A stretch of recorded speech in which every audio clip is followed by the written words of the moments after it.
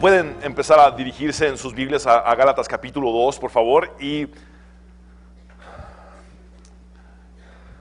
estamos llegando a uno de los versículos más maravillosos que el Espíritu Santo le ha inspirado al apóstol Pablo.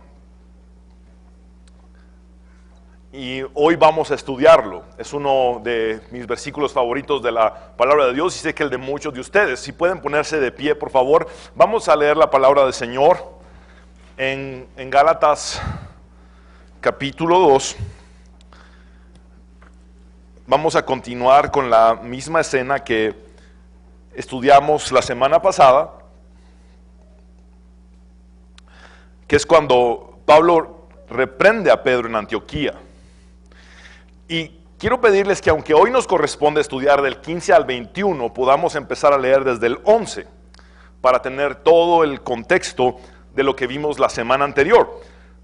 Dice así la palabra del Señor, Gálatas capítulo 2, versículos 11 al 21, aunque les recuerdo que nuestro estudio de hoy es del 15 al 21.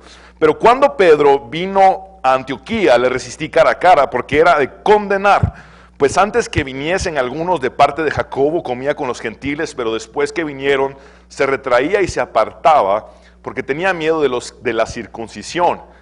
Y en su simulación participaban también los otros judíos, de tal manera que aún Bernabé fue también arrastrado por la hipocresía de ellos.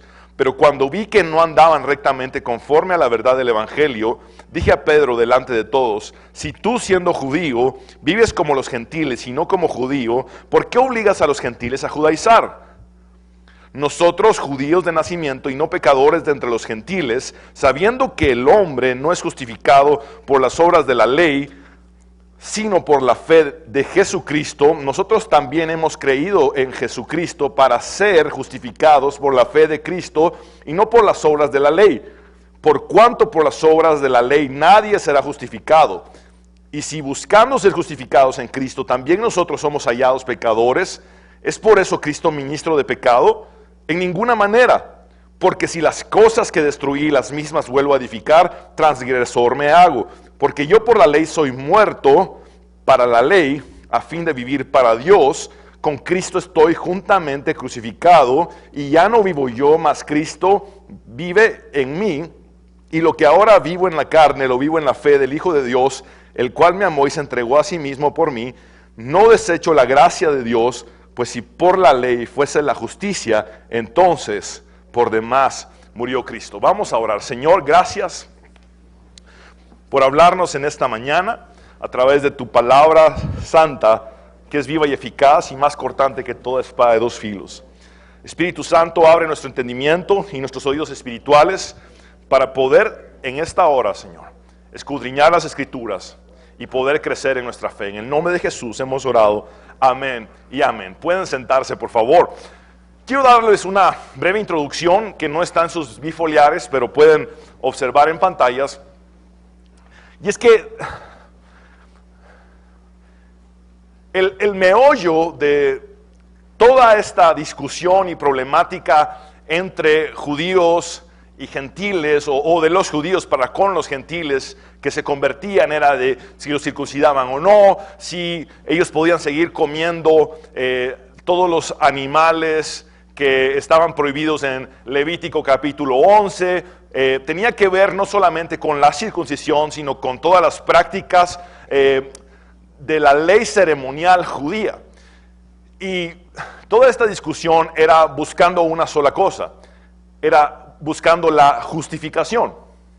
De hecho, los judíos decían que había que creer en Jesús, pero a la vez hacerse judío para poder ser salvo. Es decir, practicar la ley judía más creer en Jesús te llevaría a la salvación, es lo que ellos decían.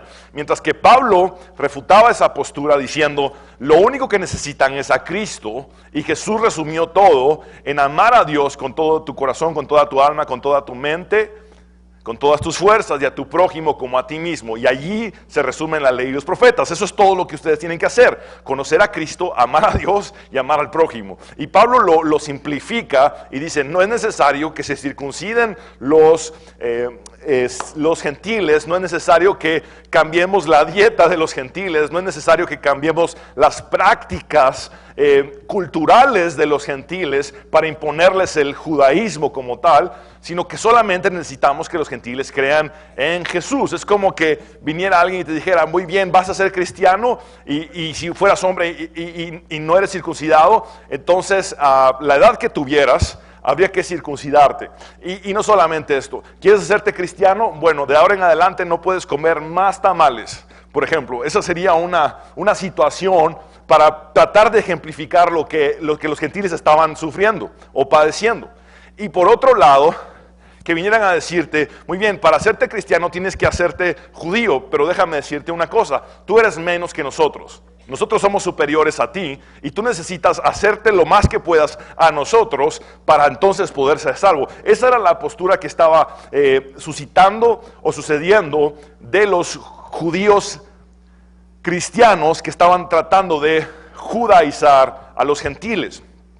Ahora, desde tiempos remotos, el punto de complejidad para el hombre ha sido cómo puede llegar a ser justificado. Bildad es un personaje que aparece en el libro de Job, uno de los amigos de Job, y Bildad dijo muchos años antes de Cristo, de hecho Job es el libro más antiguo de todas las Sagradas Escrituras en cuanto al momento en que se escribió, y Bildad se hace la siguiente pregunta en Job 25:4, ¿cómo puede justificarse el hombre ante Dios?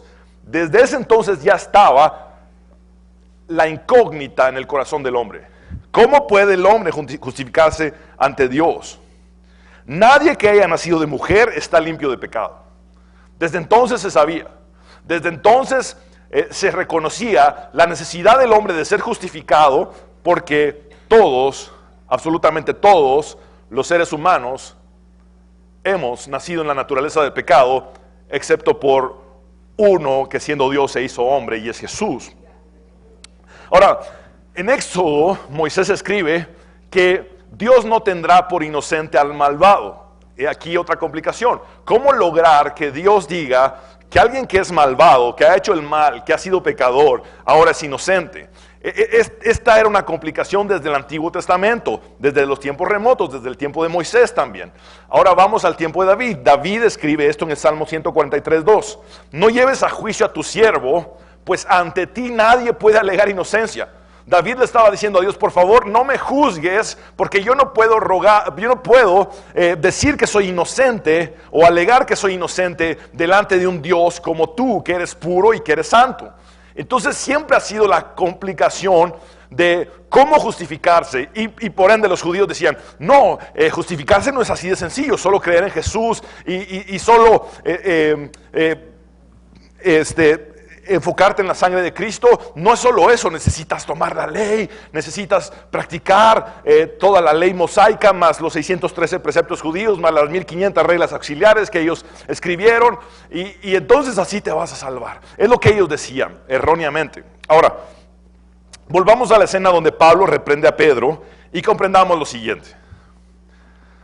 Primero, Pablo y Pedro tenían una teología compartida. Tener una teología compartida significa tener la misma doctrina entre ellos dos. Aquí la palabra clave sería, los dos sabían lo mismo. Por favor, repitan conmigo la palabra saber. Muy bien. En Gálatas 2, 15, 16a, dice el apóstol Pablo a Pedro, nosotros judíos de nacimiento y no pecadores de entre los gentiles. Y este versículo es complejo y lo voy a explicar.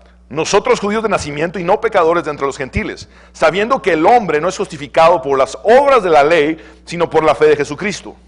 Ahora, el versículo 15 dice, nosotros judíos de nacimiento, es decir, Pablo y Pedro eran judíos de naturaleza, es como sería en el griego textual, naturales judíos, y no pecadores de entre los gentiles. ¿Qué es lo que está diciendo el apóstol Pablo? ¿Que los judíos no son pecadores y que los gentiles sí son pecadores? No es eso lo que está diciendo allí. Y tenemos que entender la connotación de la palabra pecadores como está en esta parte del texto. El término pecadores, en el sentido que lo usa Pablo con los gentiles, es eminentemente legal. ya que los gentiles no conocían la ley ceremonial judía y por ende los judíos consideraban a los gentiles pecadores sin ley. Quiero explicarles esto. Los judíos siempre han tenido como cierta exclusividad o cierto exclusivismo, si lo puedo decir de esa manera. Ellos se sentían superiores a los gentiles, ellos sí tenían la ley de Moisés, los gentiles no tenían ley. Entonces, como ellos sí tenían ley, miraban a todos los que no estaban bajo la ley de Moisés. Recordemos que existía también el código de Hammurabi, otras diversas leyes que habían en aquel entonces. Todos los que no estaban bajo la ley de Moisés, para ellos eran pecadores. Y se referían a ellos como pecadores simplemente porque no conocían la ley mosaica y tampoco conocían la ley ceremonial judía, que eran todas las prácticas culturales de los judíos. Entonces simplemente, si tú no eras judío, te decían, hola pecador, o yo no me siento contigo en la mesa, o yo no hago negocios contigo, o yo no comparto contigo, o yo no hago un viaje contigo, o yo no tengo una relación contigo, o yo no soy amigo tuyo porque simplemente tú no eres judío y eres un pecador. Así de tajante, así de fuerte era la situación en aquel entonces. Ahora,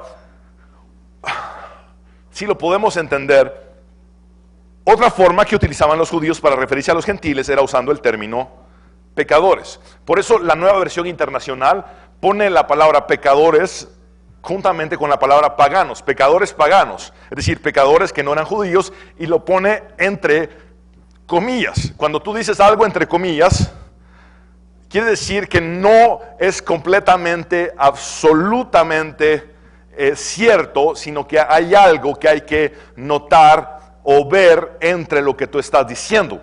Y precisamente es que a todo el que no era judío, los judíos le decían pecador. Y en Lucas 7:34 vemos que criticaban a Jesús. Dice, vino el Hijo del Hombre que come y bebe y decís, este es un hombre comilón y bebedor de vino, amigo de publicanos y de pecadores. Esa palabra pecadores se refiere a gentiles. Criticaban a Jesús porque se juntaba con no judíos. Jesús le habló a la samaritana, por ejemplo, en el pozo, y la samaritana no era judía. Los judíos no le hablaban a los samaritanos porque consideraban a los samaritanos pecadores. Entonces esa era la situación concreta. Los judíos creían ser justos por el cumplimiento de la ley y se consideraban a sí mismos superiores a los gentiles. Pensaban que eran mejores que los no judíos. Para ellos era muy sencillo decir, somos descendientes de Abraham, somos descendientes de Moisés, tenemos la ley, Dios se nos ha revelado a nosotros, Dios nos dio la tierra prometida, así es que nosotros somos superiores a todas las demás naciones, a todas las demás razas y etnias de la tierra. Y esa era la postura egocéntrica de los judíos en el tiempo de Jesús y de Pablo y de Pedro. En Proverbios 21:2 vemos que dice, todo camino del hombre es recto en su propia opinión. Claro, los judíos en su propia opinión eran rectos y eran superiores, eran mejores, eran limpios porque cumplían la ley mosaica. Pero aquí está el problema, Dios no miraba la opinión de los judíos, sino que miraba el corazón de los judíos. Pero Jehová pesa los corazones. Por eso cuando Jesús vino, les dijo sepulcros blanqueados, les dijo generación de víboras, juntamente como les dijo Juan el Bautista. Así es que vemos a Jesús encontrando a prepotentes orgullosos que creían ser superiores a los gentiles.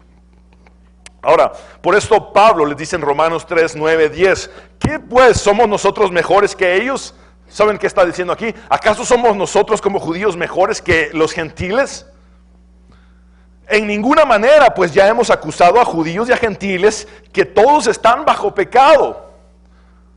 Los judíos que creen que no tienen pecado y que no son pecadores porque cumplen según ellos la ley de Moisés y la ley ceremonial judía, tienen pecado. Si no creen en la cruz, si no creen en Jesús y en su sangre derramada, son pecadores y tienen pecado porque la ley no te justifica, solamente Jesús justifica. Y sigue en el versículo 10 diciendo, como está escrito, no hay justo ni aun uno. Ahora, quiero que veamos el comentario de Warren Wiersbe en el capítulo 2 de Gálatas. Dice, El nosotros, es decir, el término nosotros, en los versículos 15 al 17, se refiere por supuesto a los judíos. Cuando Pablo le dice a Pedro, nosotros judíos de nacimiento, entonces está diciendo, nosotros los judíos tenemos privilegios especiales y tal vez no seamos culpables de los pecados de los gentiles, pero somos salvos de la misma manera que ellos lo son. Esperaríamos que Pablo dijera, ellos deben ser salvos de la manera que lo somos nosotros, pero Pablo invierte el orden. La salvación no quiere decir que los gentiles se han convertido en judíos, sino que los judíos deben descender al nivel de los gentiles condenados. En otras palabras, lo que los judíos hubieran querido escuchar era que Pablo les hubiera dicho lo siguiente: para que los gentiles se salven, tienen que ser como ustedes, judíos. Pero Pablo les dijo, para que ustedes judíos puedan ser salvos, tienen que humillarse al nivel de los gentiles, reconociendo que solamente en Cristo pueden ser salvos.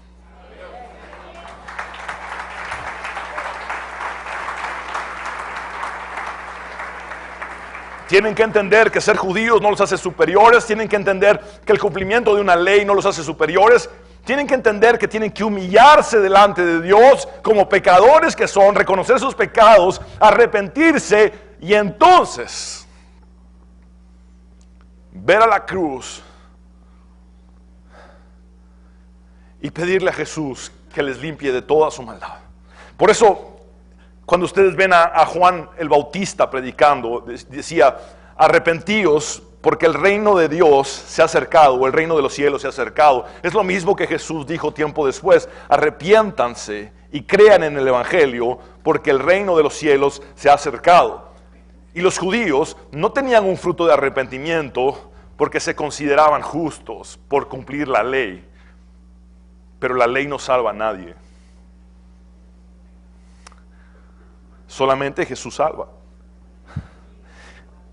Y vean lo que dice Romanos 3:24, por cuanto todos, está en sus pantallas, por cuanto todos pecaron. Por favor repitan conmigo la palabra todos, es clave. Todos pecaron y están destituidos de la gloria de Dios, siendo justificados gratuitamente, ¿por medio de qué? De su gracia, no de la ley, mediante la redención que es en Cristo Jesús. Isaías 53:6, 700 años antes de Cristo, dice, todos nosotros nos descarriamos como ovejas, y otra vez está ahí la palabra todos. Somos todos, nos descarriamos como ovejas, cada cual se apartó por su camino, mas Jehová cargó en él el pecado de, otra vez la misma palabra, todos nosotros, judíos y gentiles, todos somos pecadores. Judíos, déjense de creer que son superiores, déjense de creer que por el cumplimiento de ciertas leyes y ceremonias ya son salvos. Tienen que rebajarse, si lo quieren ver de esa manera, al mismo nivel del peor de los pecadores, de los gentiles, para alcanzar salvación solamente por medio de la cruz y de la sangre derramada de Jesucristo.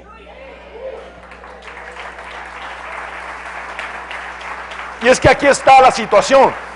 La ley evidencia el pecado, pero no es capaz de removerlo. Es decir, la ley es buena. ¿En qué sentido? Es un mapa para que yo sepa cómo comportarme, pero no me va a salvar el cumplir la ley. Solamente me salva Jesús. La ley evidencia lo que está mal, pero no es capaz de remover lo que está mal. Y por eso dice Romanos 3:20, ya que por las obras de la ley ningún ser humano será justificado delante de Dios o de Él. Porque por medio de la ley es el conocimiento del pecado. Muy bien, allí tienes la ley. La ley te dice qué es bueno y qué es malo, qué es pecado. Y lo señala, pero no te limpia de los pecados. Y allí está la limitación de la ley.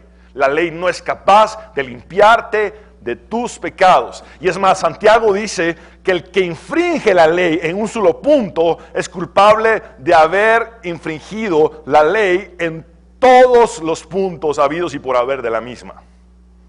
En otras palabras, si quebrantas un mandamiento, eres culpable de haber quebrantado todos los mandamientos. Es lo que dice la palabra de Dios. Ahora, aquí está la solución. Solamente Jesús remueve el pecado. Vean esto en pantallas, en Juan 1:29, Juan el Bautista dice lo siguiente: he aquí el Cordero de Dios que quita el pecado del mundo. La ley no quita el pecado. La ley señala el pecado. Pero Jesús quita el pecado. Y eso es lo que los judíos tenían que entender. En 1 de Juan 3:5, el apóstol Juan escribe: y sabéis que Él apareció para quitar nuestros pecados y no hay pecado en Él.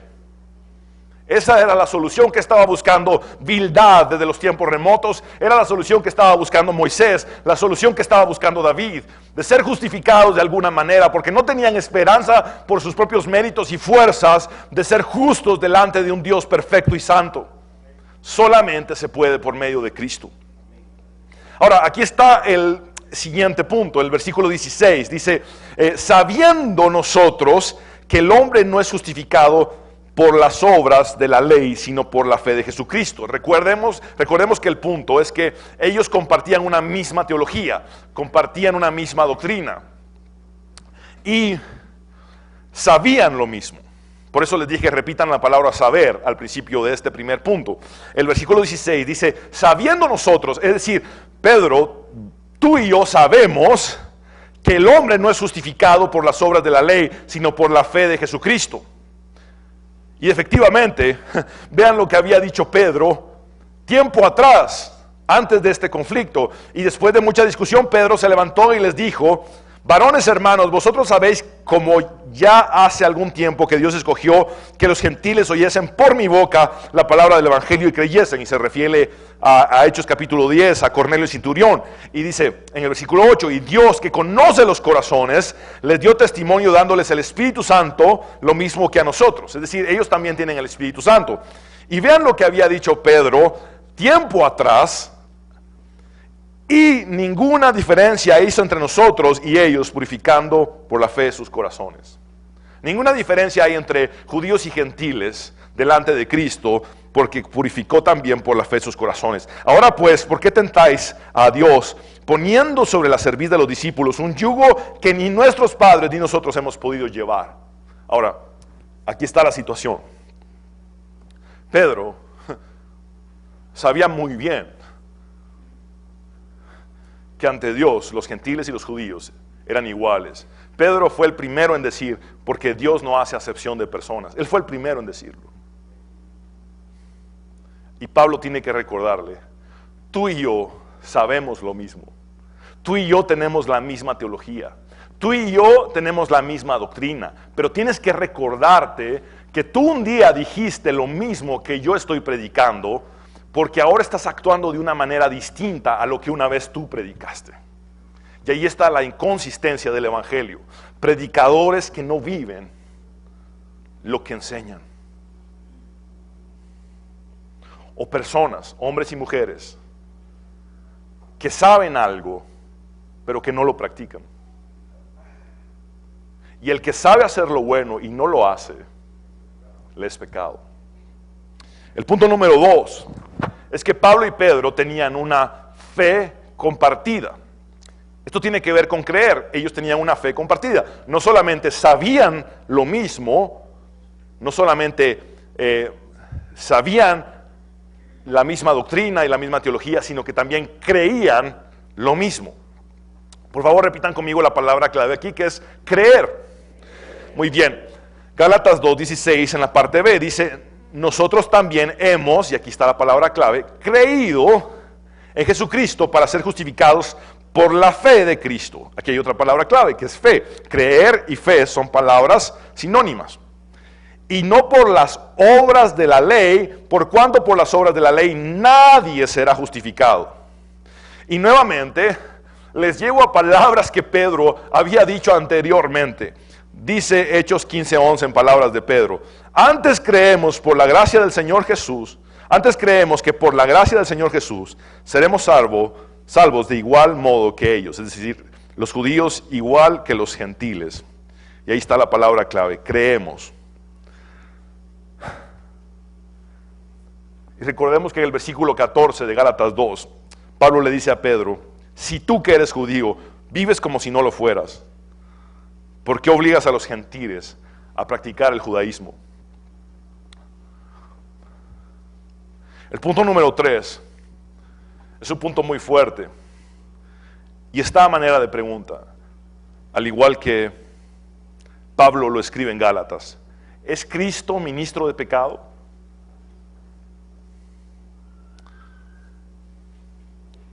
Gálatas 2:17, y si buscando ser justificados en Cristo, también nosotros somos hallados pecadores, ¿es por eso Cristo ministro del pecado? En ninguna manera. Él lo dice tajantemente. En otras palabras, si sabiendo que este gentil será justificado solamente por la gracia de Cristo, le decimos que no es necesario que se circuncide, aun cuando el Antiguo Testamento nos enseñó a nosotros a que nos circuncidáramos como judíos, y para los judíos este incircunciso sea un pecador, para Dios no lo es. ¿Me estoy explicando?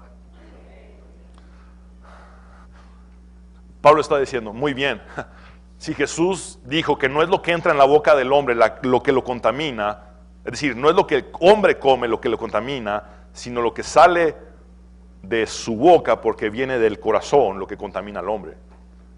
Es lo que Jesús enseñó, y esto lo dijo santificando todos los alimentos o purificando todos los alimentos. Es una nota que pone Marcos al escribir esta parábola. Es decir, si el Antiguo Testamento en Levítico 11 dice que no hay que comer cerdo, pero este gentil creció comiendo cerdo y cree en Jesús, para los judíos es pecador por comer cerdo, pero para Dios no, porque él ya creyó en Jesucristo. No necesita cambiar su cultura o sus prácticas cotidianas en el sentido de la ley ceremonial judía. Quiero que leamos lo que he escrito en el bifoliar. Recordemos que el término pecadores, en este sentido, está limitado a no seguir las leyes ceremoniales judías. Pablo admite primero que Pedro, él y otros judíos cristianos buscaron la justificación no en las obras de la ley, sino solamente en Cristo. Segundo, que al enfocarse solo en Cristo y no en el cumplimiento de la ley ceremonial judía, se convierten en pecadores, entre comillas, para con los judíos, pero en justos para con Dios por enfocarse solamente en su gracia. Y luego Pablo niega enfáticamente que Cristo sea ministro de pecado, ya que el hecho de no cumplir con la ley ceremonial judía no es pecado ante los ojos de Dios. Solamente es pecado, entre comillas, ante los judíos. Pero los judíos pecaron gravemente delante de Dios al hacer acepción de personas y subestimar a los gentiles. Y aquí quise agregarles algo. Cristo es ministro de libertad. Es decir, Jesús nos hizo libres de la ley para darnos acceso a una vida basada en su gracia y su amor. Somos salvos no por nuestras obras, sino por las obras de Cristo. Por eso Jesús dijo, y conoceréis la verdad, y la verdad os hará libres. En otras palabras, ustedes están esclavizados a la ley. Y quiero explicarles algo de los judíos, porque no estamos hablando de los 10 mandamientos nada más. Estamos hablando de que los judíos, para cumplir los 10 mandamientos, inventaron 613 preceptos. Es decir, vamos a hacer estas 613 cosas que nos lleven a cumplir con los 10 mandamientos. Y después dijeron, bueno, ¿saben qué? Tenemos que también cumplir con estas 613 cosas que nos llevan a cumplir los 10 mandamientos. Necesitamos más de 1500 reglas auxiliares. Y por eso vemos libros como la Midrash, el Talmud, la Mishnah, la Gemara, entre los judíos. Y todo esto es ley de ceremonia judía, ley ceremonial judía. Y el cumplimiento de esa ley no te salva solamente Jesús. Y Jesús dijo, yo los vine a hacer libres de eso. Solamente amen a Dios y amen a su prójimo. Y están cumpliendo con todo lo que la Biblia dice. Es lo que Jesús dice. En esto se resume la ley y los profetas. Amar a Dios y amar al prójimo. Lo simplificó todo. Ahora, quiero que vean esto.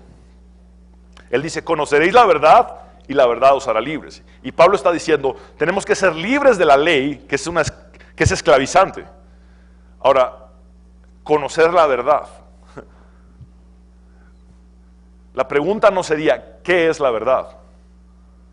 La pregunta sería, ¿quién es la verdad? Jesucristo dijo, yo soy la verdad. En otras palabras, si me conoces, vas a ser libre. Es lo que él está diciendo.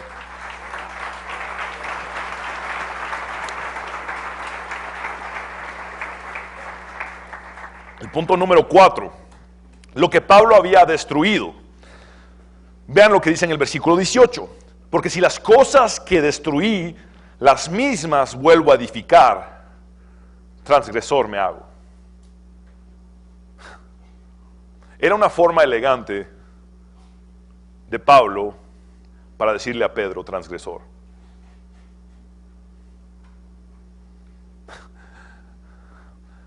¿Han escuchado ustedes el dicho, hay que hablarle a Juan para que oiga a Pedro? Una cosa así. Pablo se habló a sí mismo para que oyera a Pedro. Si construyo lo mismo que destruí, o si reconstruyo lo mismo que destruí, me hago transgresor. Ojo, Pedro, eres un transgresor. Porque tú mismo, hace tiempo atrás, cuando fue el concilio en Jerusalén, despedazaste esas herejías del judaísmo. Y ahora estás volviendo a las prácticas judías. Eres un transgresor. Por eso, en los versículos que estudiamos la semana anterior, Pablo dice que reprendió a Pedro porque era de condenar. Y la traducción textual en el griego, es decir, era como uno que es condenado por lo que estaba haciendo. Y quiero que noten esto. Pablo no había destruido la ley de Moisés, porque la misma proviene de Dios. Es decir, Pablo no podía destruir los 10 mandamientos. ¿Quién dio los 10 mandamientos? Dios. Lo que Pablo destruyó fue la enseñanza hereje de los fariseos, que instruían al pueblo diciendo, el cumplimiento de la ley lleva a la salvación. En el caso de los cristianos judaizantes decían, si crees en Jesús no es suficiente, necesitas cumplir con la ley ceremonial judía para ser salvo. Pablo destruyó dichos argumentos falsos con una sola verdad. La salvación es por gracia, por medio de la fe en Jesucristo. La cruz es suficiente. ¿Se acuerdan ustedes que Jesús, en sus 3 años y medio de ministerio, se encontró con aquellos que enseñaban la ley de Moisés? Y le dijo a sus discípulos, ¿saben qué? Ellos les van a enseñar la ley de Moisés. Hagan todo lo que ellos dicen, pero no sigan su ejemplo. En otras palabras, el problema aquí no era la ley de Moisés. El problema era los que enseñaban la ley de Moisés, que habían puesto leyes extra, que habían puesto ceremonias extra, enseñanzas extra, y que aparte vivían en la hipocresía de creerse superiores a los gentiles. Ese era el problema. El problema no era la ley de Moisés. El problema eran los que enseñaban la ley de Moisés, que la enseñaban mal. Y Pablo había derribado esas herejías, de que para ser salvo había que cumplir con una ley. Pablo dijo, solo somos salvos por medio de nuestro Señor Jesucristo y nada más. El punto número 5, y estamos acercándonos a uno de los versículos más maravillosos de la palabra de Dios.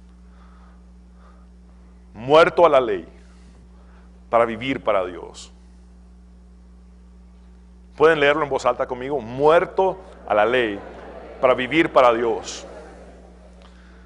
Versículo 19, porque yo por la ley soy muerto para la ley a fin de vivir para Dios. Con Cristo estoy juntamente crucificado. Y ya no vivo yo, mas vive Cristo en mí. Y lo que ahora vivo en la carne, lo vivo en la fe del Hijo de Dios, el cual me amó y se entregó a sí mismo por mí. Quiero leerles ese mismo versículo en la traducción del lenguaje actual. Escuchen esto. En realidad también yo he muerto en la cruz junto con Jesucristo. Y ya no soy yo el que vive, sino que es Jesucristo el que vive en mí. Y ahora vivo gracias a mi confianza en el Hijo de Dios, porque Él me amó y quiso morir para salvarme. Ahora, hay una analogía que hace Pablo entre el matrimonio y la ley. En Romanos, y recordemos que Gálatas fue escrita antes que Romanos, como carta, pero Gálatas y Romanos son cartas completamente afines. Tocan el mismo tema, que es el tema de la gracia principalmente, y de la justificación. Entonces, Pablo agarra el matrimonio para explicar el efecto de la ley y cómo somos libres de la ley. Vean lo que dice Pablo, versículo 1, 2 y 4. ¿Acaso ignoráis, hermanos? Pues hablo con los que conocen la ley. Ojo, aquí está hablando con judíos que conocen la ley. Que la ley se enseñorea del hombre entre tanto que éste vive, es cierto. La ley tiende a esclavizar, la ley tiende a enseñorearse de nosotros mientras vivimos. Porque la mujer casada está sujeta por la ley al marido mientras éste vive. Pero si el marido muere, ella queda libre de la ley del marido. Eso se da en la actualidad también. Cuando alguien se casa, se dice que es hasta que la muerte los separe. Y se casan también bajo la ley. Hay una boda civil.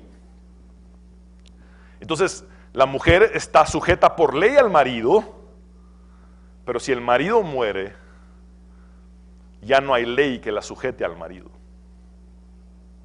Y vean lo que dice en el versículo 4 el apóstol Pablo. Así también vosotros, hermanos míos, habéis muerto a la ley mediante el cuerpo de Cristo. Es decir, si moriste a la ley, tu propia muerte te separó de la ley. Y si moriste en Cristo, es para tener una nueva vida. Para que ahora ya no seáis de la ley, sino para que seáis de otro. En otras palabras, la viuda que ya no está sujeta por ley a su marido, puede casarse con otro, ¿o no? ¿Bíblicamente es correcto? Sí.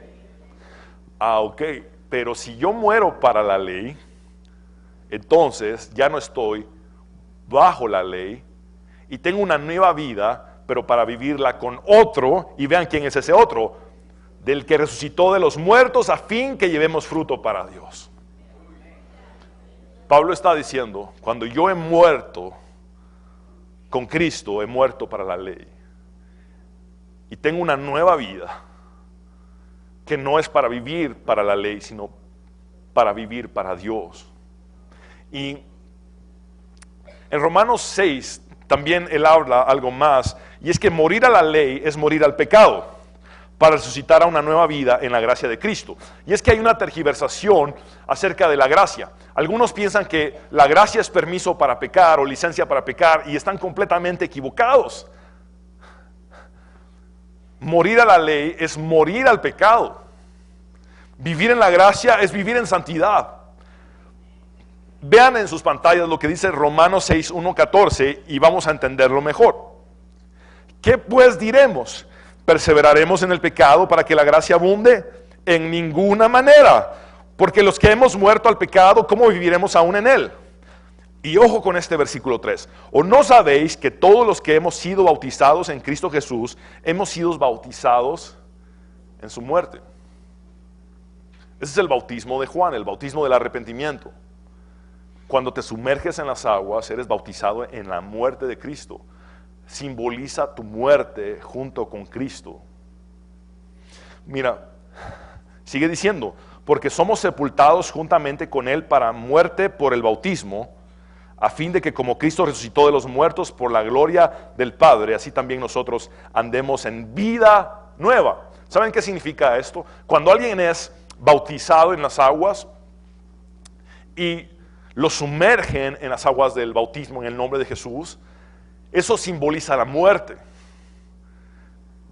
Y cuando emerge de las aguas, eso simboliza la resurrección juntamente con Cristo. Por eso es tan importante el bautismo en aguas. Si no te has bautizado, debes hacerlo. Y sigue diciendo el versículo 5, porque si fuimos plantados juntamente con Él en la semejanza de su muerte, es decir, si hemos muerto con Cristo, así también lo seremos en la de su resurrección. Es decir, si hemos muerto con Cristo, Pablo dice, con Cristo estoy juntamente crucificado y ya no vivo yo. Es decir, morí en la cruz con Cristo. Yo también morí en la cruz con Jesús. El hecho de morir con Jesús te garantiza la resurrección juntamente con Jesús. Y la resurrección tiene que ver con vida eterna. Versículo 6, sabiendo esto, que nuestro viejo hombre, o vieja mujer en el caso de las mujeres, fue crucificado juntamente con Él, para que el cuerpo del pecado sea destruido, a fin de que no sirvamos más al pecado. Porque el que ha muerto ha sido justificado del pecado. Y si morimos con Cristo, creemos que también viviremos con Él. Sabiendo que Cristo, habiendo resucitado de los muertos, ya no muere, la muerte no se enseñorea más de Él. ¿Dónde está, oh muerte, tu aguijón? ¿Dónde, oh sepulcro, tu victoria? Es algo que también Pablo escribió. Y esto significa que Jesús, al resucitar, no volverá a morir jamás. Que es muy diferente a Lázaro, por ejemplo, que resucitó y volvió a morir. Aquí estamos diciendo que morir con Jesús nos garantiza una resurrección, pero para vida eterna. Ahora, versículo 9, sabiendo que Cristo, habiendo resucitado de los muertos, ya no muere, la muerte no se enseñorea más de Él. Porque en cuanto murió, al pecado murió una vez por todas, mas en cuanto vive, para Dios vive.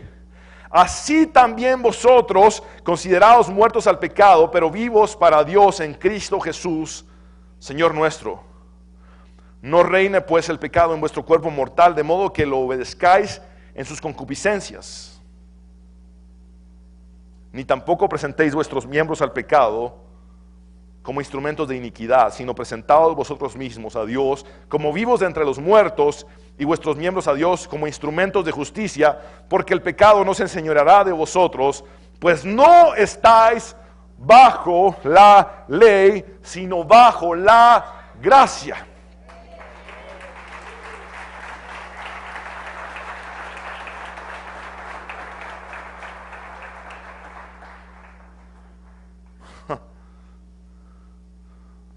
Morir con Cristo.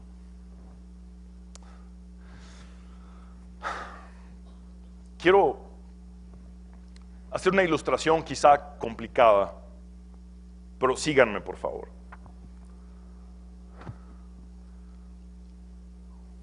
Si un hombre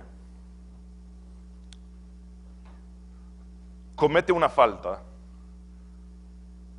y es hallado culpable y reconoce su culpabilidad, y esa falta es digna de una sentencia a muerte y lo condenan a muerte,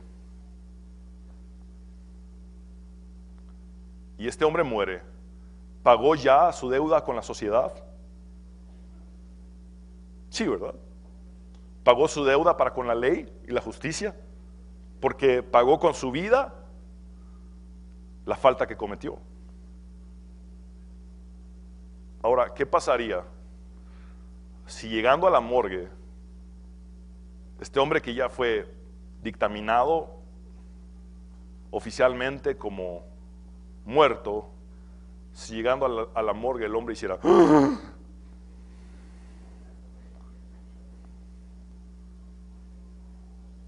¿qué tiene que hacer la justicia? ¿Volverlo a matar? ¿O nadie puede ser sentenciado y juzgado 2 veces por el mismo delito? Si hay algún abogado, me puede dar la razón. Nadie puede ser sentenciado 2 veces por el mismo delito. Muchas gracias. Quiere decir que si el hombre murió, pagó por todo. Y si empieza una nueva vida, ya no tiene deudas. Y empieza una nueva vida limpio de toda culpa. ¿Me estoy explicando en esta ilustración? Eso es precisamente lo que Jesús hizo con nosotros. Mira,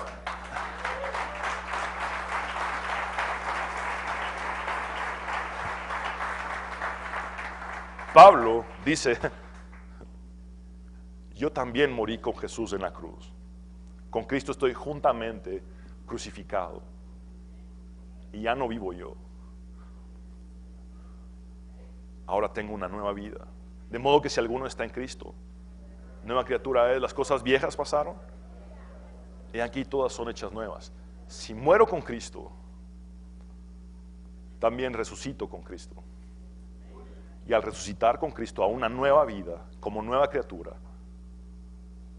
no tengo más deuda ante la ley.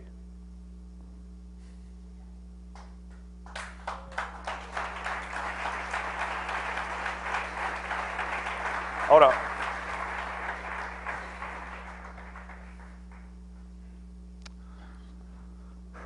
para un sentenciado a muerte, el camino a la libertad es la muerte. Te lo vuelvo a decir. Para un sentenciado a muerte, el único camino a la libertad es la misma muerte. Pablo sabía que solamente podía ser libre muriendo en la cruz con Jesús. Y es que estamos en un reino que no es de este mundo. Y síganme con esto, porque hemos mundanalizado la iglesia cristiana alrededor del mundo de una forma atroz. Y no pienso permitir, en el nombre de Jesús, que ese humanismo predicado en los púlpitos entre a esta congregación.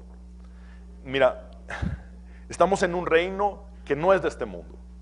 Por ende, no nos basamos en los parámetros de este mundo para vivir en este reino. Jesús dijo, mi reino no es de este mundo. ¿Cómo funcionan las cosas en este reino? Necesitas perder para ganar. Porque todo el que quiera salvar su vida la perderá. Y todo el que la pierda por causa de mí, la hallará. En este reino en el que estamos, es mejor dar que recibir. Pablo dice, en todo os he enseñado que trabajando así se debe ayudar a los necesitados y recordar las palabras del Señor Jesús que dijo, más bienaventurado es dar que recibir. Muy bien, en este reino, que no es de este mundo, hay que humillarse para ser exaltado. Humillados pues bajo la poderosa mano de Dios para que Él los exalte cuando fuere tiempo. Jesús también nos enseñó que en este reino es mejor servir que ser servido.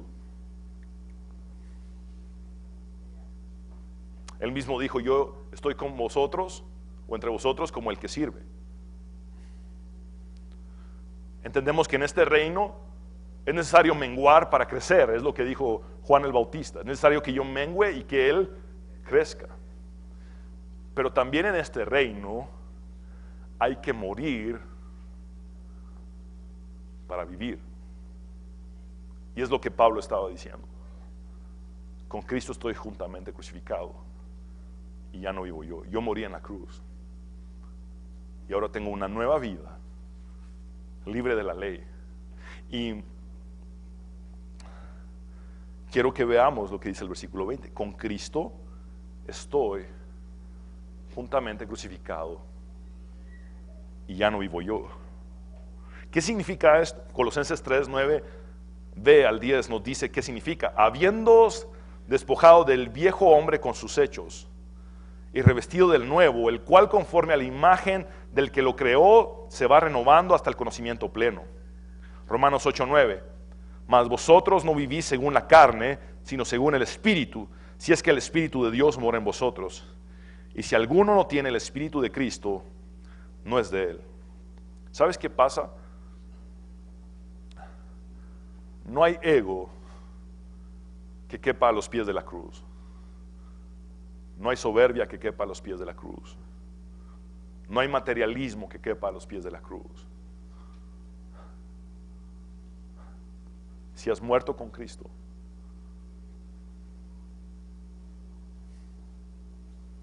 no buscas los deseos de los ojos, los deseos de la carne y la vanagloria de la vida. Ahora, Vimos que Pablo y Pedro sabían lo mismo. Vimos que Pablo y Pedro creían lo mismo. Pero ahora hemos llegado a una conclusión más. La verdadera conversión, por favor, síganme con esto, es importante. La verdadera conversión no tiene que ver solo con saber y creer, sino con morir.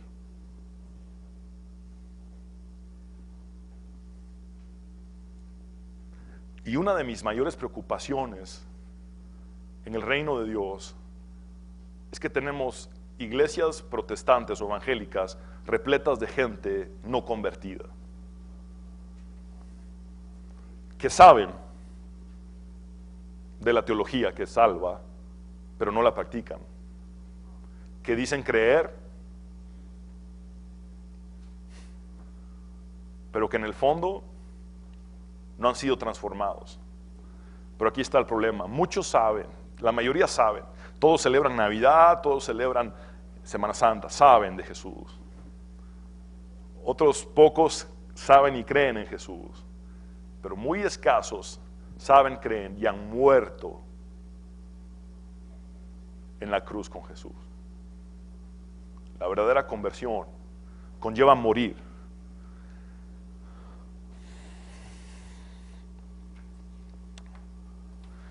Yo les he puesto una hoja inserta en sus bifoliares y es algo que el Señor me dio de madrugada. Pasé varias horas hablando con Dios, orando y tratando de entender. Entonces, ¿qué es una verdadera conversión? Es saber creer, pero también hay que morir. Hay que morir en la cruz con Jesús. Es lo que Pablo dijo. Yo estoy crucificado con Él. Y escribí esto que tiene como título: ¿en qué consiste la verdadera conversión? Un cristiano no es aquel que solamente cree en su cabeza las enseñanzas de la Biblia. Santiago 2:19b dice que también los demonios creen y tiemblan. Ok, si tú crees en Jesús, bueno, ya estás al nivel de los demonios. Ellos también creen. Lo que necesitas es no solo creer, es morir en la cruz, que es algo que los demonios no pueden hacer. Ellos no pueden ser salvos. Ellos no pueden tener una conversión. Tú sí, puedes saber creer, pero ahora necesitas morir. Incluso Satanás conoce las Sagradas Escrituras. En varias ocasiones le dijo a Jesús en la tentación del desierto: escrito está. Un verdadero cristiano es aquel que se encuentra muerto con Cristo. Aquel que, al igual que Simón de Cirene, ha cargado la cruz sin objeción alguna. Aquel que no ha puesto condiciones para ir al matadero juntamente con Jesús. Aquel cuya mente egoísta ha sido renovada por las espinas que le han atravesado su frente y que al fin ha llegado a tener la mente de Cristo. Aquel que ha recibido voluntariamente los azotes que han quebrantado su corazón de piedra para al fin poder amar como Cristo lo hace. Aquel cuyas manos que antes servían al pecado han sido traspasadas por los mismos clavos que traspasaron a Jesús, para que ahora solamente puedan llevar con su toque sanidad y esperanza. Aquel cuyos pies que antes corrían hacia el mal han sido clavados en la cruz para que puedan correr solamente en dirección a los más necesitados. Aquel cuyo costado ha sido traspasado por la lanza que ha aplacado su orgullo para finalmente aprender de la humildad del Maestro. Un verdadero cristiano es aquel que, siendo pecador, pudo expirar en sincronía con el último suspiro de Cristo, del Cordero Santo. Aquel cuyos ojos, al perecer juntamente con Cristo, fueron cerrados para la vanagloria del mundo y para los deseos de la carne. Un verdadero cristiano es aquel que ha muerto por completo en la cruz con Cristo y que ha sido rociado con su sangre inocente. Un verdadero cristiano es aquel que ha sido sepultado con Cristo al sumergirse en las aguas del bautismo, del arrepentimiento, para luego resucitar juntamente con Él a una nueva vida. Un verdadero cristiano es aquel que lleva fruto en abundancia para glorificar exclusivamente a aquel que le salvó. Es aquel que puede decir sin reservas, al igual que Pablo: porque ya no vivo yo, mas Cristo vive en mí. Segunda de Corintios 4:10 dice: llevando en el cuerpo siempre por todas partes la muerte de Jesús, para que también la vida de Jesús se manifieste en nuestros cuerpos. En otras palabras, si morí en la cruz con Cristo, su corona de espinas transformó mi mente. La lanza aplacó mi orgullo. Los clavos hicieron que mis manos ya no le sirvieran al pecado.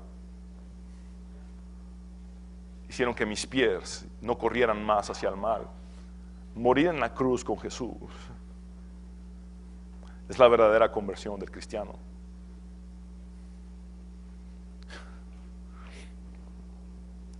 Mira,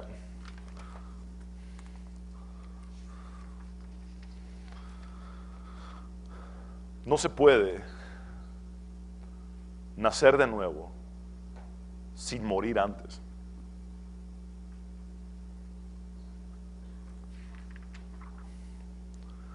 No se puede tener una nueva vida sin morir antes.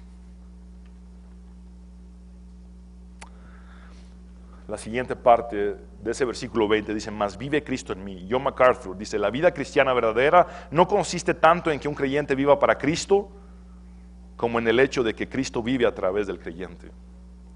Volvámoslo a leer. Dice: la vida cristiana verdadera no consiste tanto en que un creyente viva para Cristo, como en el hecho de que Cristo viva a través del creyente. En otras palabras, si yo te digo, yo vivo para Cristo, está bien, pero no es lo mejor. Lo mejor es que yo te diga, estoy muerto y Cristo vive en mí.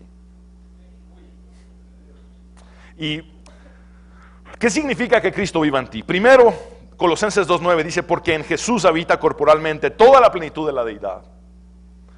En segunda de Pedro dice que somos participantes de la naturaleza divina. ¿Sabes qué significa esto? Que la plenitud de Dios cabe corporalmente en Jesucristo. Y si Jesucristo vive en ti, esto significa que la plenitud de Dios cabe dentro de ti de la misma forma en la que Dios mismo pudo caber en un pesebre. Eres partícipe de la naturaleza de Dios, porque ya no vives tú, es Dios mismo quien vive en ti. Eres el templo de Dios. Dios decidió no vivir en un edificio, sino que vivir en ti. Versículo 20 dice: y lo que ahora vivo en la carne, lo vivo en la fe del Hijo de Dios. Filipenses 1:21, porque para mí el vivir es Cristo. Juan 3:36, el que cree en el Hijo tiene vida eterna, pero el que rehúsa creer en el Hijo no verá la vida, sino que la ira de Dios está sobre él. Juan 10:10b, Jesús dice: yo he venido para que tengan vida y para que la tengan en abundancia. Juan 11:25, le dijo Jesús: yo soy la resurrección y la vida, el que cree en mí, aunque esté muerto, vivirá. Juan 14:6, Jesús le dijo: yo soy el camino y la verdad y la vida. Es decir, Él es la vida. Él es quien vive en nosotros. Entonces, aquí surge una pregunta: ¿Cristo vive en mí gracias a mis propios méritos y mi cumplimiento de la ley? Absolutamente no. Cristo vive en mí simplemente porque Él me amó y se entregó a sí mismo por mí. Juan 10:11, 17b y 18a dice: yo soy el buen pastor su vida da por las ovejas. Él dio su vida por amor. Dice Jesús: yo pongo mi vida para volverla a tomar. Nadie me la quita, sino que yo de mí mismo la pongo. Tengo poder para ponerla y tengo poder para volverla a tomar. En 2 de Corintios 5:14 y 15 dice: porque el amor de Cristo nos constriñe. Por favor, repitan conmigo la palabra constriñe. Y quiero explicarla brevemente esa palabra. 2 de Corintios 5:14, 15 es la palabra suneji. Y en la Reina Valera antigua, la Reina Valera 1960, dice: nos constriñe. El amor de Cristo nos constriñe. Pero veamos lo que dice la Nueva Traducción Viviente y la Palabra de Dios para Todos. Coinciden en decir: el amor de Cristo nos controla. Vean ustedes, interesante. Luego la Nueva Versión Internacional dice: el amor de Cristo nos obliga. Y la versión Dios habla hoy dice, el amor de Cristo se ha apoderado de nosotros. La traducción del lenguaje actual dice, el amor de Cristo domina nuestras vidas. Y la concordancia exhaustiva de Strong explica que esta palabra tiene que ver con retener, arrestar o sostener haciendo presión. Y quiero ver con ustedes esto. Dice, el amor de Cristo nos retiene. Y si queremos ser más textuales en el griego, el amor de Cristo nos arresta o nos aprisiona. Y si queremos ir todavía a la raíz más textual de griego, es el amor de Cristo nos sostiene haciendo presión en cada lado de nosotros. Por favor, no se me pierdan acá. Esa palabra, suneji, en griego se usaba para cuando un granjero quería darle una medicina a una bestia o un animal. Ustedes le han dicho a un animal, vení, tomate esta medicina, por favor, tomate esta pastilla. Yo tengo una perra San Bernardo y ya está algo grande y padecen de las articulaciones, entonces le doy glucosamina todos los días. Y al principio tenía que hacerlo yo como que ella fuera un lagarto, le abría el hocico y le metía la pastilla a la fuerza. Después fuimos mejorando la técnica con comida y cosas así. Pero este término griego significa tomar a un animal,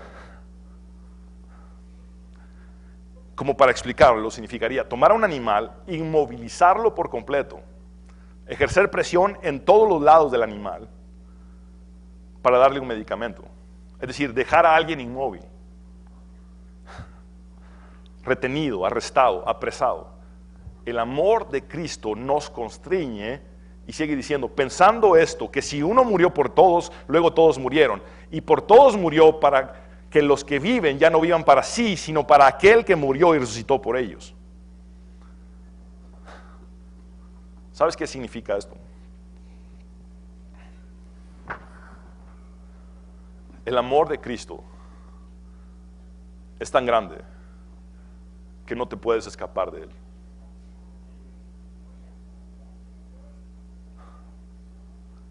Pablo dijo, antes en todas estas cosas somos más que vencedores por medio de aquel que nos amó. Por lo cual estoy seguro que ni la muerte, ni la vida, ni ángeles, ni principados, ni potestades, ni lo presente, ni lo porvenir, ni lo alto, ni lo profundo, ni ninguna otra cosa creada. Ahora, ¿eres tú creado? Ni ninguna otra cosa creada nos podrá separar del amor de Dios, que es en Cristo Jesús, Señor nuestro. Te digo una cosa, ni tú te puedes separar del amor de Dios. Te tiene prisionero, te tiene prisionera.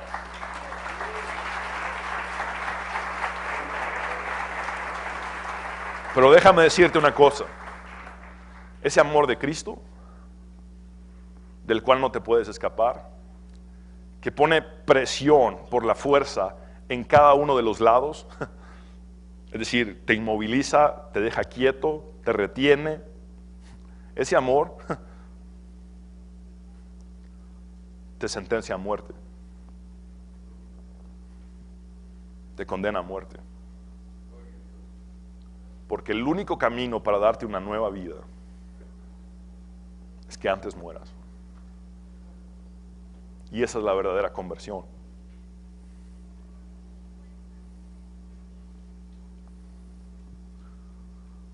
Nicodemo le dijo a Jesús, siendo un fariseo que conocía muy bien las Escrituras, ¿cómo puedo yo volver a entrar al vientre de mi madre y nacer de nuevo? Y la clave es morir en la cruz con Jesús para poder nacer de nuevo. Lo último es, el punto número 6, invalidar la gracia es menospreciar la muerte de Jesús. Dice, no desecho la gracia de Dios, pues si por la ley fuese la justicia, entonces por demás murió Cristo. Y esa palabra desecho en el griego significa hacer a un lado, invalidar, Es decir, si hago a un lado la gracia de Cristo para meter a la ley, entonces lo que estoy provocando es que la muerte de Cristo haya sido en balde, o sin causa, o en vano. Y esto fue lo más duro que le dijo Pablo a Pedro. Pedro, lo que estás haciendo al tratar de imponer el judaísmo y practicar el judaísmo es diciendo que la cruz no vale nada. La ley no salva a nadie, solamente Cristo. Y quiero que leamos Filipenses 3:9b. No teniendo mi propia justicia que es por la ley, sino la que es por la fe de Cristo, la justicia que es de Dios por la fe. Y quiero aplicar esto brevemente, y quiero que se pongan de pie por favor un momento. Vamos a orar, vamos a ministrar un momento, y quiero aplicar esto en 3 puntos a sus vidas, en el nombre de Jesús. Y es que el punto número 1 de la aplicación es, al hacer una reflexión de ti mismo en este momento, ¿qué tanto hay de ti y qué tanto hay de Cristo en ti? Juan 3:30 dice, es necesario que Él crezca, pero que yo mengue. Son palabras de Juan el Bautista.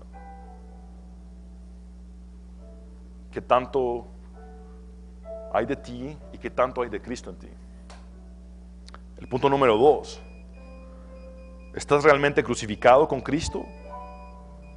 ¿O ves equivocadamente a Dios como alguien que debe satisfacer tus deseos terrenales?